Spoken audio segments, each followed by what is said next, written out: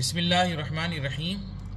مسند احمد کی حدیث ہے، رسول اللہ صلی اللہ علیہ وآلہ وسلم نے ارشاد فرمایا، ذی الحجہ کے 10 دنوں سے بڑھ کر کوئی دن ایسا نہیں جس میں نیک عمل اللہ کے نزدیک زیادہ محبوب اور عظیم المرتبت ہو، لہٰذا ان 10 دنوں میں تحلیل یعنی لا الہ الا اللہ، تکبیر یعنی اللہ اکبر، اور تحمید یعنی الحمدللہ کثرت سے پڑھا کرو۔ تو میرے بزرگوں اور دوستوں، میرے بھائیوں اور بہنوں، یہ عشرہ ذی الحجہ ہے، ہمیں چاہیے اس میں کثرت سے لا الہ الا اللہ، اللہ اکبر اور الحمدللہ کا ورد زیادہ سے زیادہ کریں۔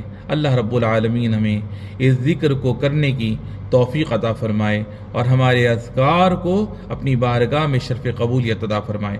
وآخر دعوانا ان الحمدللہ رب العالمین۔